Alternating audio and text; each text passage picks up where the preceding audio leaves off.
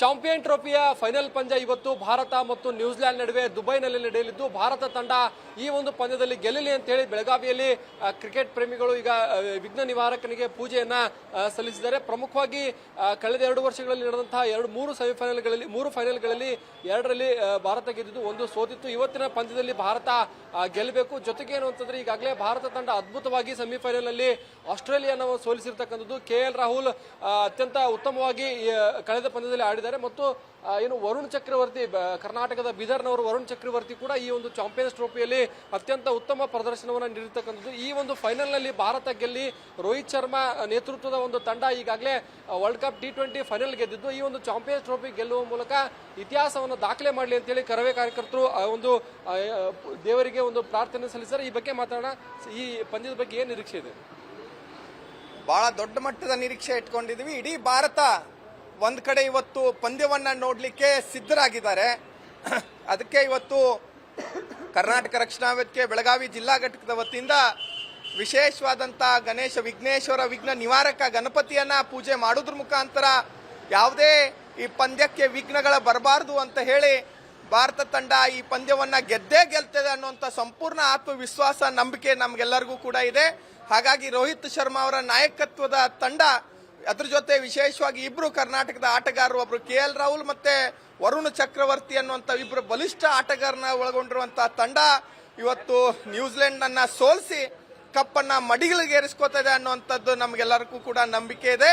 ಹಾಗಾಗಿ ಅದಕ್ಕೆ ಇವತ್ತು ಇಡೀ ಭಾರತದ ಜನರ ಪರವಾಗಿ, ಕರ್ನಾಟಕ ರಾಜ್ಯದ ಜನತೆಯ ಪರವಾಗಿ ವಿಶೇಷವಾಗಿ ಈ ತಂಡವನ್ನ ಅಭಿನಂದಿಸುವ ಜೊತೆಗೆ ಕಪ್ಪನ್ನ ನಮ್ದಾಗಿಸ್ಕೊಳ್ಬೇಕು ಅನ್ನುವಂಥದ್ದು ನಮ್ಮೆಲ್ಲರ ಆಶೆ ಆಗಿದೆ. ಸೆಮಿಫೈನಲ್ ಅಲ್ಲಿ ಆಸ್ಟ್ರೇಲಿಯಾದ ಅಹಂಕಾರವನ್ನ ಇಂಡಿಯಾದವರು ಮುರಿದ್ರು. ಈ ಪಂದ್ಯದ ಬಗ್ಗೆ ಏನು ನಿರೀಕ್ಷೆ? ಈ ಪಂದ್ಯದ ಅಂತಂದ್ರೆ ಈಗ ಆಟಗಾರರಲ್ಲಿ ನಮ್ಮ ಕರ್ನಾಟಕದ KL ರಾಹುಲ್ ಆಗಿರ್ಬೋದು, ವರುಣ್ ಚಕ್ರವರ್ತಿ ಈಗಾಗಲೇ ವಿಶೇಷವಾಗಿ ಅವರ ಆಟಗಳನ್ನ ನಾವು ಭಾರತೀಯರೆಲ್ಲ ನೋಡಿದ್ದಾರೆ. ಈಗ ಕೊನೆ ಪಂದ್ಯದಲ್ಲಿ ಅವ್ರ ಮೇಲೆ ಒಂದು ಚಲೋ ನಂಬಿಕೆಯನ್ನ ಇಟ್ಟುಕೊಂಡಿದ್ದೀವಿ. ಇವತ್ತು ಕರ್ನಾಟಕ ರಕ್ಷಣಾ ವೇದಿಕೆ ಬೆಳಗಾವಿ ಘಟಕ ವತಿಯಿಂದ ಅವ್ರಿಗೊಂದು ವಿಶೇಷವನ್ನ ಪೂಜೆಯನ್ನ ಸಲ್ಲಿಸಿದ್ದೀವಿ. ಗೆದ್ದು ಬರಲಿ ಅಂತ ಹೇಳಿ ಇವತ್ತು ಸಾಕಷ್ಟು ಒಂದು ನಂಬಿಕೆಯನ್ನ ಇಟ್ಕೊಂಡು ಇವತ್ತು ಭಾರತೀಯರ ನಂಬಿಕೆಯನ್ನು ಇಟ್ಕೊಂಡು ಪಂದ್ಯವನ್ನು ನೋಡ್ಲಿಕ್ಕೆ ವೀಕ್ಷಿಸ್ತೀವಿ.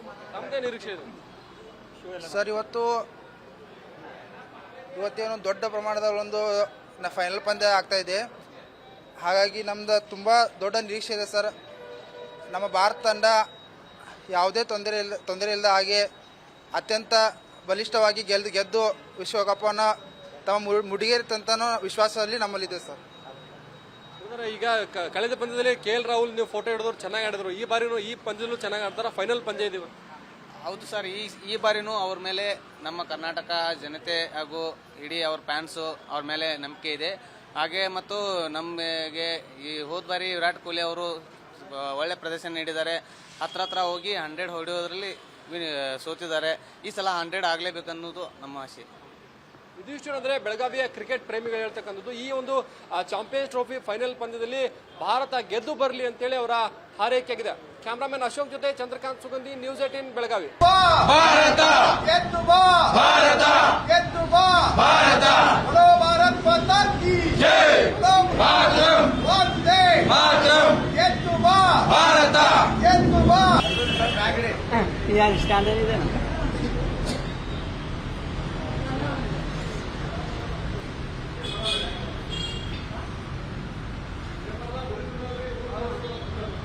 भारत भारत माता की जय, बोलो भारत माता की जय, वंदे मातरಂ, वंदे मातरಂ. ಭಾರತ ತಂಡದ ಆಟಗಾರರಿಗೆ ಜಯವಾಗಲಿ.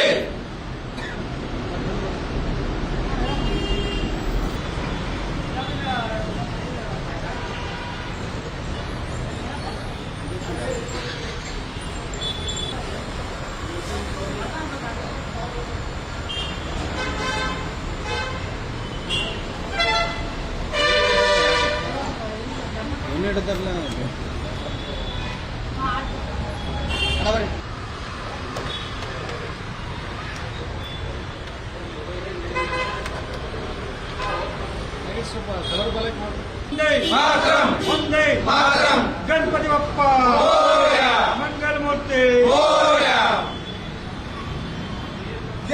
ಭಾರತ ತಂಡದ ಆಟಗಾರರಿಗೆ ತಂಡ ಗೆದ್ದು ಬಾ ಭಾರತ, ಗೆದ್ದು ಬಾ ಭಾರತ.